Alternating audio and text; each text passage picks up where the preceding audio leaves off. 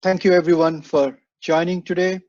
I know all of you are itching to hear what Professor Chari has to say, but we have a very diverse set of people who have shown interest for this conversation today.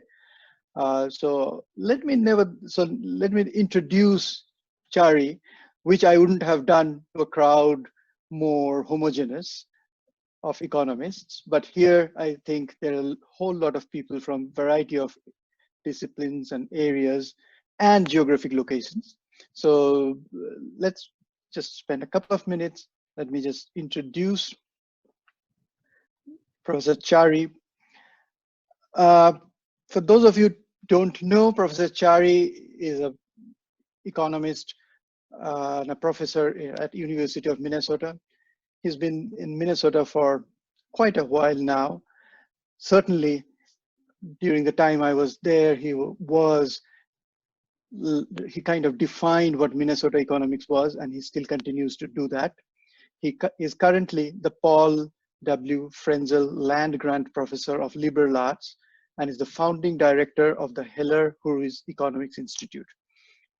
He has received a PhD from Carnegie Mellon and a Bachelor of Technology in Chemical Engineering from the Indian Institute of Technology, Bombay.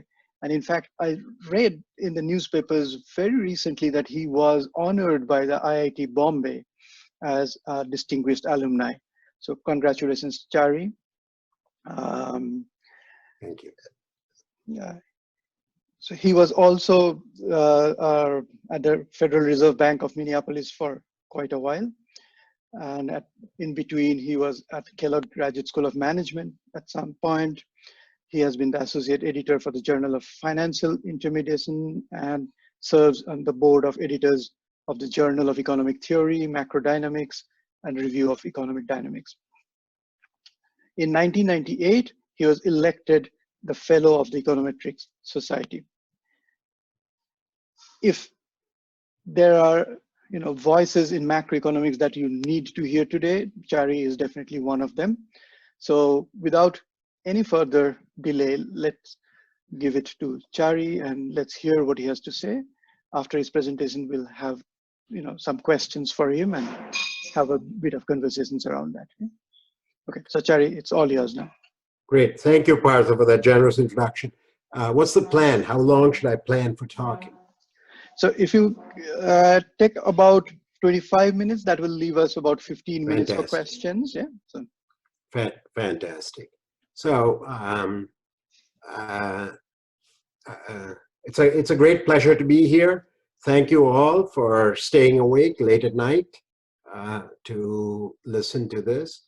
So what I'm going to try and do today is to present some of the findings of research that I have been doing with Rishabh Kirpalani, who's at Madison, was a student at Minnesota, and Chris Phelan, also at Minnesota.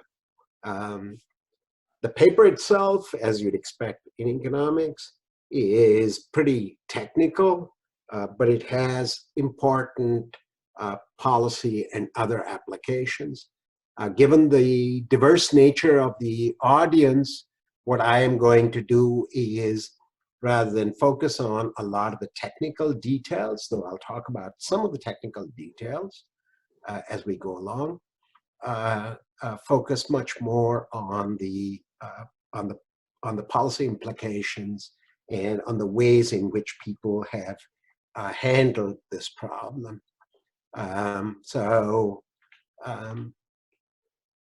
Let me start.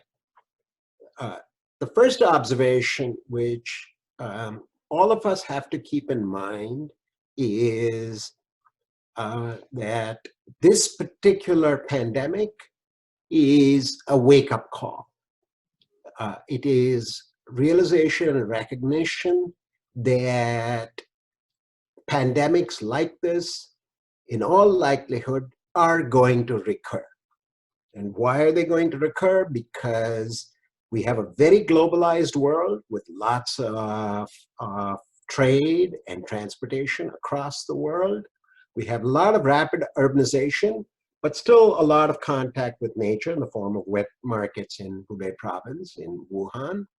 And those circumstances leave us ripe for transmission of various kinds of viruses and other contagious pathogens from the animal and natural kingdom on to humankind in general. We have already seen in the last 20 years several threatened major epidemics. This one is the most serious so far. And so the obvious question is, I want to think about a framework for how we adapt to all of these threatened plagues.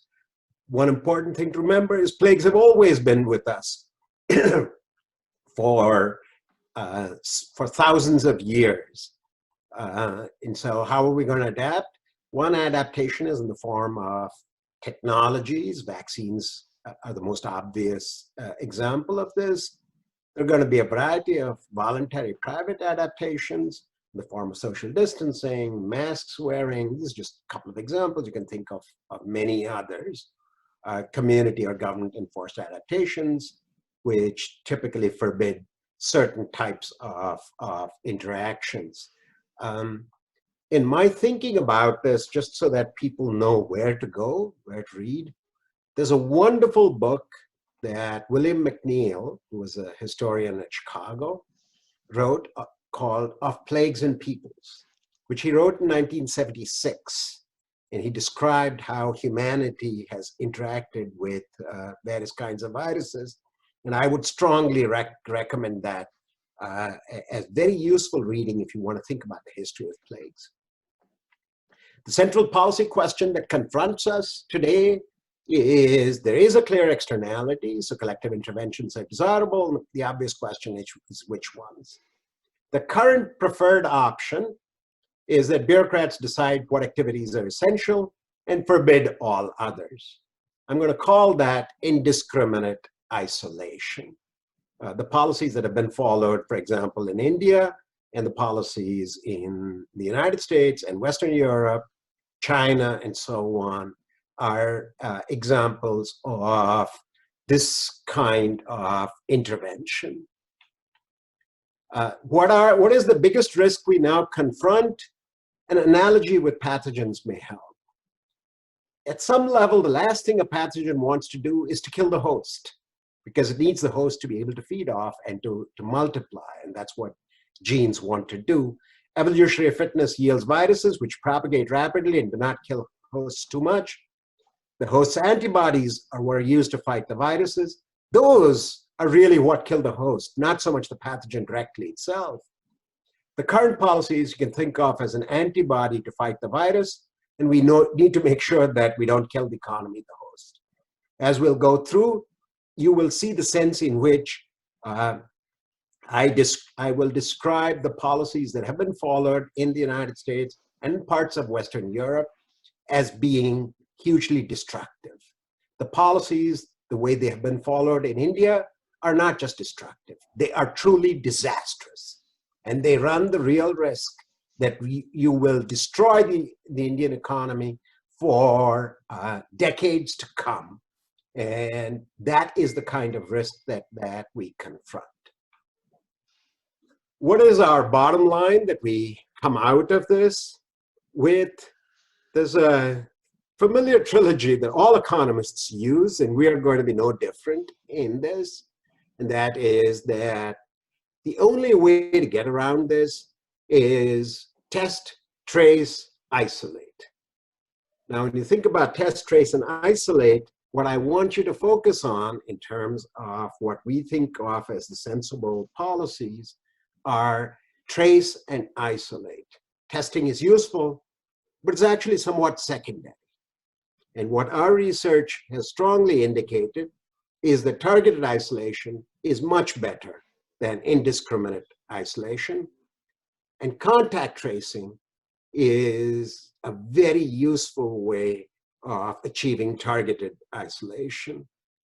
A pretty good policy is one that traces an infected person's contacts, tests some of them, isolate those who fail the test. I'm going to call that targeted isolation.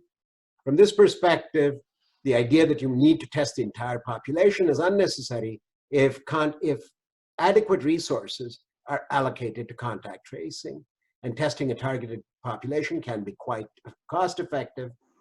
They may need multiple layers of contact tracing. You trace the infected person's contacts, their contacts, their contacts' contacts, on to the nth power, on forever. If I think across the world, there have been two kinds of responses to this pandemic. It's a crude division, but it's a useful division. One division consists of policies that have been followed in the United States, Italy, Spain, France, the UK, and India. And those involve extraordinary indiscriminate isolation. The result of that is that our best guess for the United States is that GDP per capita is going to fall by anywhere between 20 and 30% as long as we remain in lockdown. My best guess about what is going to happen in India is that if this lockdown continues, then millions of people are going to starve. And I'm not talking about hundreds of thousands, millions of people. So we are currently following policies which are extremely destructive, and the fundamental question is there an alternative way? And there is an alternative way, because one model is the India-US model. There's a different model, which is the South Korean, Singapore, Taiwan, Sweden model, and to some extent Germany. That model devotes extraordinary resources to test, trace, and isolate, in particular, to trace and isolate. And that model has been very successful so far. Obviously, can't forecast the future perfectly. Has been very successful so far in stemming the pandemic, also at minimal economic cost.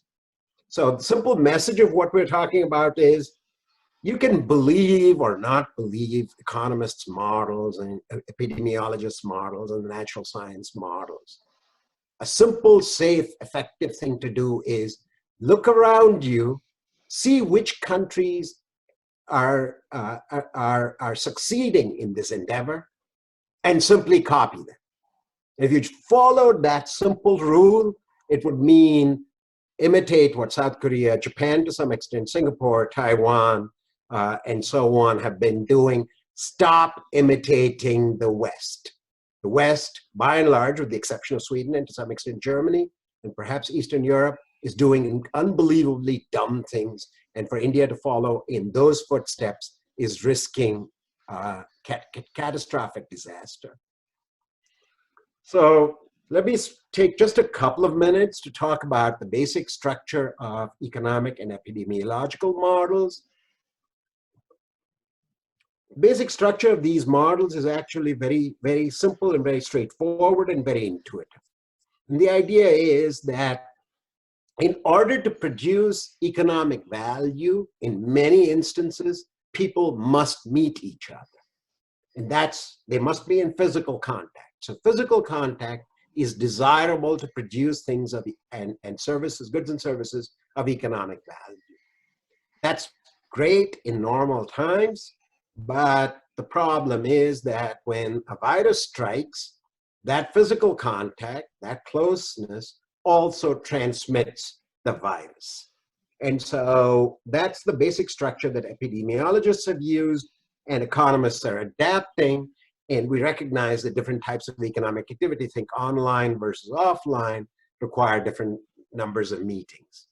And so from this perspective, I'm just going to skip through all the equations. This is just to comfort you that there are equations underlying all this. So there is technical know-how underlying all this. The basic trade-off is a pretty simple one. The basic trade-off is one of how do we choose what types of meetings people should engage in order to minimize the transmission of the virus at minimal economic cost.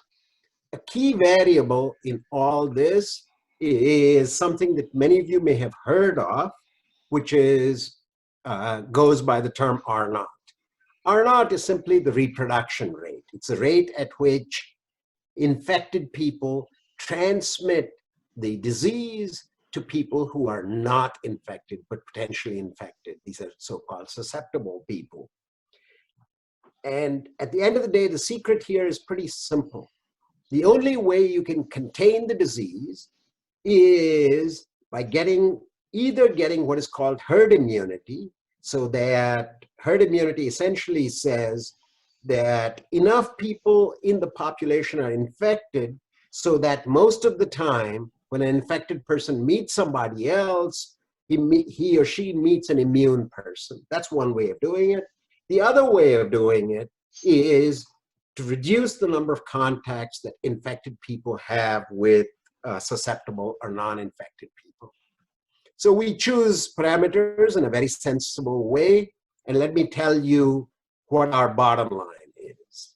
So one question we ask, these are numbers calibrated for the US based on experience from China, Europe, and elsewhere in the world. If you don't intervene at all, eventually something in the neighborhood of 0.5% of the population will die. That's a staggering number, right? Just so that we put this into context. If you do nothing at all, something like 20 million people will die in India. All right, so we're not talking about small numbers. We also have a measure of how much you will suffer, expressed as in annuity terms. That's about 1.5%. The number I want you to focus on is the welfare loss, which we measure. This is conventional in economics. We measure as the amount of consumption that you're willing to give up every year for the rest of eternity in order to avoid this disease. This is a big number. It's about 8%. So this is equivalent to an almost 9% reduction in your standard of living forever, not just 1 year, forever. If you do the optimal policy without any testing, you are able to reduce that welfare loss from 8.61% to about 7.4%. If you do testing, you're able to get a little bit more, but not a lot more. This gives you an idea about what the path looks like when you follow a policy of either no testing or untargeted testing. And what you can see is that these are weeks, by the way, a relatively short period of time, a lot of people are going to die. You're going to suffer a pretty severe recession. It's going to last for about 3 or 4 months. And a very large fraction of the population is going to be infected, something in the neighborhood of about 65% of the population. That's what happens if you just perform an untargeted testing policy and you pursue the policy of just trying to shut down the economy. So untargeted testing gives you modest welfare gains, you still get herd immunity, and no significant reduction in the cumulative number of deaths. What is targeted testing? This is a situation where what you do is find the contacts of infected people, find their contacts, test them, and isolate those whom you test. If you do that, then what you end up with is, with targeted testing, what I want you to focus on is that you suffer a minimal output loss. The number of people who eventually die is a fraction of the people who would die if you pursued your optimal policy with testing. And the welfare loss, rather than suffering a 9% reduction, you suffer something like a 1.8% reduction. In fact, if you do the right kind of testing, you can't see it because this happens literally in the first week. So that's a little bit extreme in our model, but imagine this happening in the first month or two. You are able to keep the cumulative deaths essentially to zero. You suffer a very sharp recession for a very short period of time, and you're able to eliminate the disease. You're able to reduce the effective reproduction rate to zero, with a policy of targeted isolation and testing. The key role of the targeted testing is to effectively quarantine infected people. And in order to see that, what we do is we consider an exercise where what we do is just isolate, don't even bother testing, just isolate people who you think have been exposed to the infection. If you follow that policy, you do almost as well as the policy with testing, and you get a minimal welfare loss, and the figures show something very similar. So what's the bottom line? Targeted isolation is a very desirable policy. In our view, the role of testing is primarily to protect the civil liberties of non-infected people from arbitrary quarantines. The message going forward is plagues will recur. You have to take this as part of the environment. The optimal policy is to treat plagues as a public health problem, address the public health problem, and it has to be addressed. Otherwise, you are going to get very bad outcomes with targeted testing and isolation. And the optimal policy is not to shut down the whole economy for a long period of time. What are the implications for the global economy? I personally, these are my opinions, so I'm going to absolve Rishabh and Chris Phelan from this. I think that the current policy will be massive shutdowns, which will cause severe economic damage. Some seeming light at the end of the tunnel in terms of a reduction in the rate of new infections. You'll see a quick opening up. You will see the plague recurring, massive shutdowns, so on and so forth. And this kind of problem is going to affect the global economy very severely in the medium run. But in the long run, I'm optimistic people will learn, and it'll be handled with testing and isolation. The world we are going into over the next 10, 20 years is going to be very different from the world we've lived in. We are going to maintain much greater privately. We're going to maintain much greater distancing. Supply chains are going to get broken up. They're not going to be quite so internationally integrated as they used to be. If we pursue sensible policies of targeted testing and isolation, we can come out of this in reasonable shape. If we pursue the kinds of policies I rather suspect we will continue to follow, the problem will be with us for a very long period of time. So on that gloomy note, let me stop and see if people have questions. Thank you, Chari. That was quite illuminating. Quick question. So do you have some kind of a cost structure for testing embedded in the model? Yeah, so one of the things, yes, we do. We calibrate the cost of testing. So right now, I'm informed that in India, a test can be performed for $20. We calibrate the cost to be about $50. And even if the cost of per test is $1,000, it still is a worthwhile trade-off. One of the messages of our analysis is you really don't need to test everybody. The important part of this is what the South Koreans have done, the Singaporeans have done very effectively, is much more so than testing, is targeted isolation policies, wisely and quickly conducted. That, I think, is the basic message that we learned from our analysis, and it's supported by international evidence from the countries that have handled this crisis successfully. All right. The other thing that we have noticed is obviously there's a correlation with density, right? I mean, we see this in most cities and countries like India, where obviously it's much more difficult to probably isolate. So is there a way to include that in SIR models? I'm sorry, could you repeat your question? I missed it. I'm trying to get this Zoom stuff to, I should probably stop sharing. That will help. Yeah, okay. I'm sorry, could you repeat? No, I was saying that it's quite obvious that, density has a key role to play, right? I mean, we see this, like, let's say New York, which is much more dense. Obviously in India, again, the density is playing roles in Mumbai and Delhi, where it's much more dense, right? So in these models, is there a way to accommodate that how dense the population is in some sense? Yeah, a number of people have accommodated it. I got to say one thing that is, in a way, very encouraging for India, right? There have been dramatic policies to try and cut back dramatically on economic activity. But I want you to think about, say, the Dharavi slum, all right? It is exceptionally difficult to get a lot of social distancing in that when people are packed together in that dense a fashion. What we have not seen is a dramatic jump in what we call excess mortality.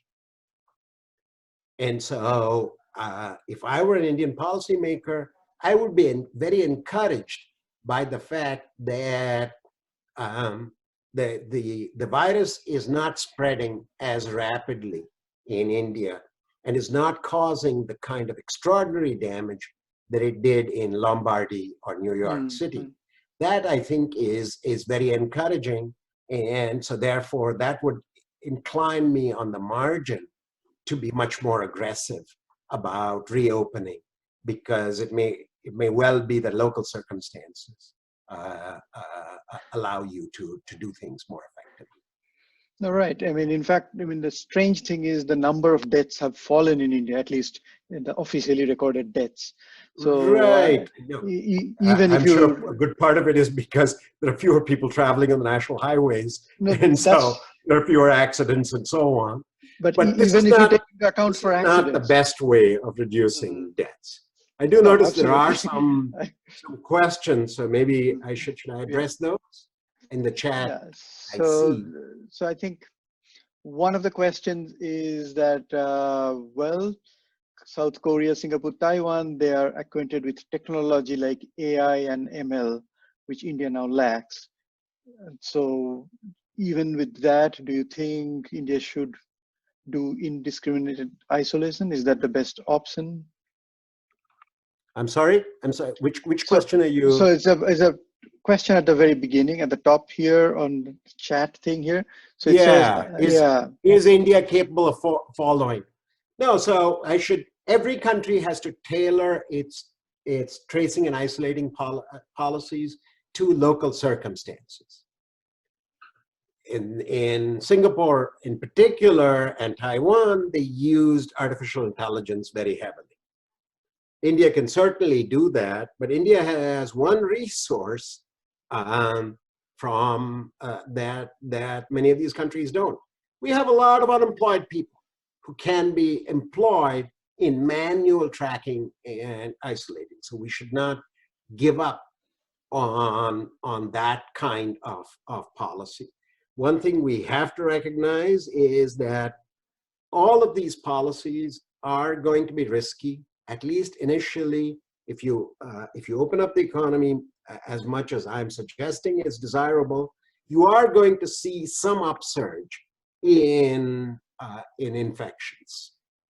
You're going to have to accompany that with a lot of targeted tracing and isolation. The other thing that is encouraging as far as India is concerned is that this disease seems to be especially deadly for older people, and demographics of India are such that the median age is a lot lower. So, so India may well be less vulnerable to these kinds of crises than others.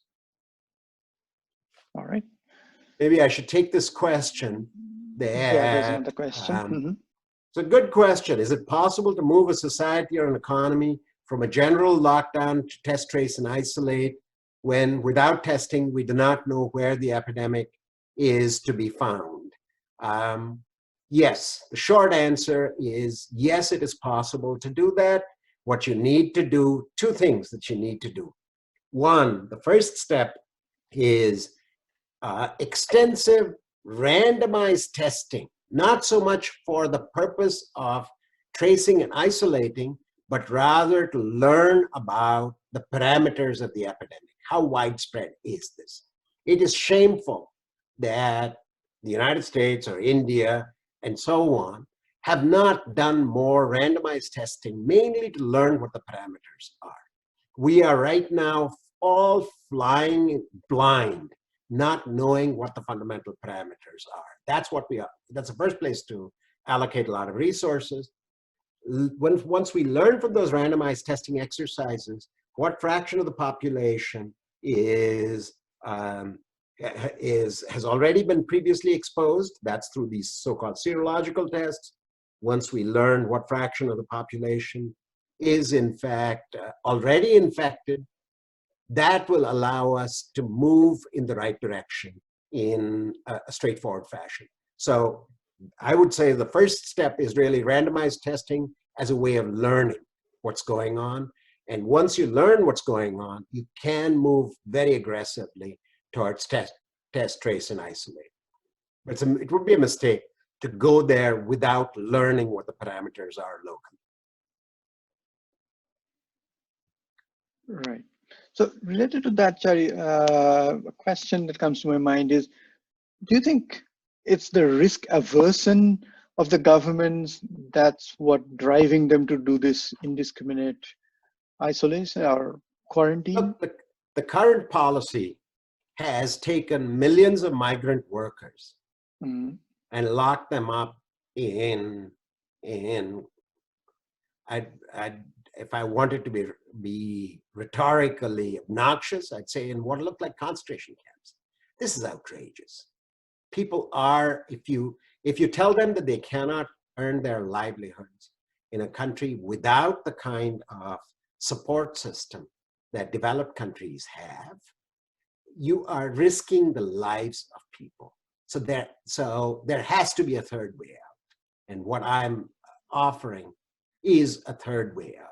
So the third way out, to get more specific, is first, randomized testing, learn the parameters.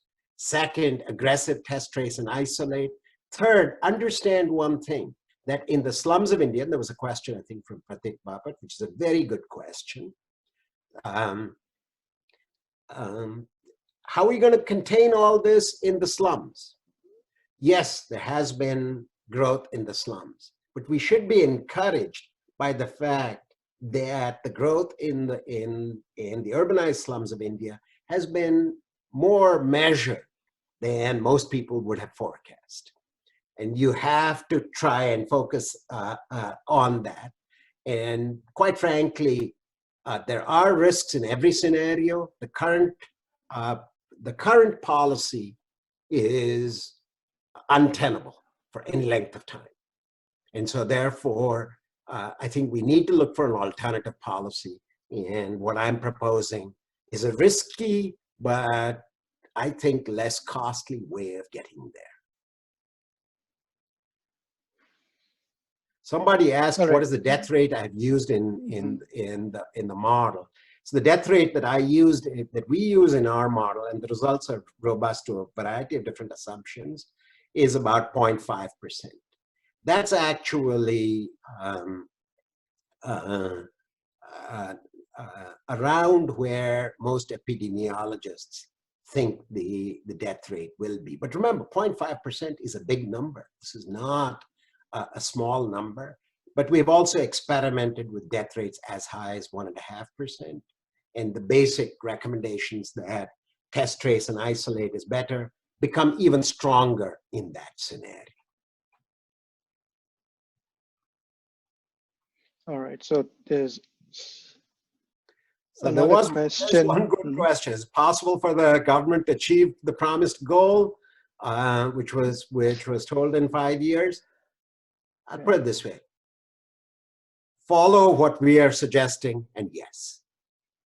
Try and do the same dumb things you're doing now, and the answer is no. I think that's so at the end, you are an optimist, huh? Well, no, I'm not. I'm actually not an optimist that people will listen to the advice of economists, but I am, and so in that sense, I'm pessimistic. But I think that there is a third way out on this. You know, it is true that the successful models are for smaller countries, but it's a mistake to think about India as one single big economy. It really consists of 100 small economies, because as much mobility as there is, Maharashtra is very different from Tamil Nadu.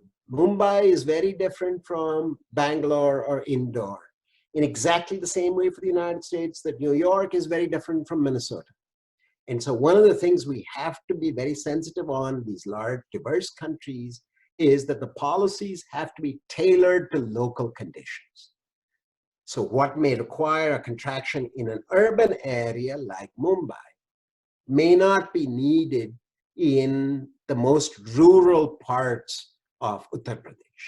So use the federal system much more extensively. One of the most distressing things I see about the Indian economy is increasingly, to a ridiculous extent, all the focus is on what the central government can do. That was not what the framers of the Constitution intended. We were supposed to be a union of states, and the extent to which power has been taken away from state and local governments has led to an enormous amount of distress. So do not look for a one-size-fits-all solution. Tailor solutions to local conditions, give local authorities a lot more power. That, I think, goes beyond the virus, but it's one lesson from the virus. There's some question about since you brought up, like, the response of the government, particularly the federal government. There are questions about the fiscal policy measures that need to be taken and the fiscal spaces available. And in fact, the states, the finances of the states has been in bad shape even before this. So right now, how much can really the states and also the central government in that, for that matter, can do? I think it is very limited. Many of my colleagues are working on the problems, especially Christina Ariano is working on the problems that this pandemic creates for emerging market economies. And they are, along many dimensions, much more severe than for developed market economies. And part of the reason why it's more severe is exactly what you were saying, the fiscal space that's available to make transfers to people who are dispossessed by these extraordinary economic restrictions is going to be a lot worse. Mm-hmm. I think, there are a lot of questions I see, which are all very good questions, which make it seem as though we have no alternative except to pursue this lockdown for a long period of time. What I want to emphasize is that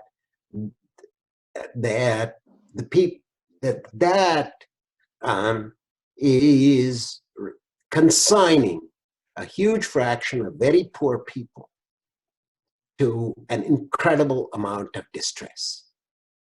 So the current lockdown policies are going to be disastrous. So therefore, anybody who advocates that lockdown be continued must say, I am willing to take the responsibility for hundreds of thousands of people being destitute in order to save the lives of a few 85-year-olds.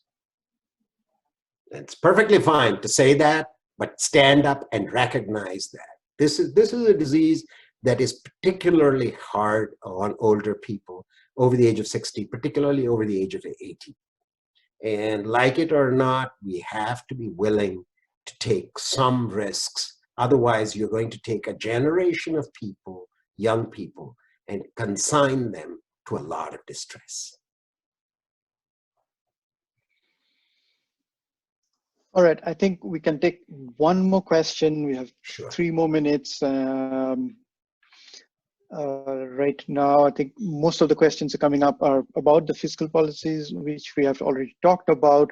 But let's talk a little bit about liquidity in the economy right now. What can, probably in the monetary space, what can be done to kind of support the MSMEs, the small firms, and all of it in India? Do you think we'll see a mass, kind of a dying out of these small firms and very new structure of the economy after this? The problems that India confronts are that the Indian government, Reserve Bank, and other entities confront are liquidity problems only to the extent that economic activity will quickly rebound. I don't see a clear plan for allowing economic activity to rebound. The government has, in fact, extended the lockdown period even further. These are not liquidity problems. It is a mistake to describe them as liquidity problems. It is shameful if anybody talks about them as liquidity problems, given the policies that the central government has chosen. These are all solvency problems. And there is no amount of money printing that can solve solvency problems. So unless the central government is willing to chart a clear path forward for the recovery of the real economy, this is only a small amount of bomb which will do a small amount of help. There's no point extending money to a small business enterprise or even a large business enterprise if that large business enterprise is not going to have customers 6 months down the road. The policies that are now being followed are policies that are guaranteed to ensure that those business enterprises are not going to be alive 6 months from now. So I don't see the problems as problems of liquidity. The problems are clearly problems of solvency, almost entirely created by a government that is so afraid of its own shadow that it's willing to put large numbers of people into complete destitution. For what? To what end? To no end at all. All right, so I guess with that, we'll come to an end for this. This was, very interesting, very exciting, and I'm sure all our attendees here enjoyed listening to you and have lots of things to think about.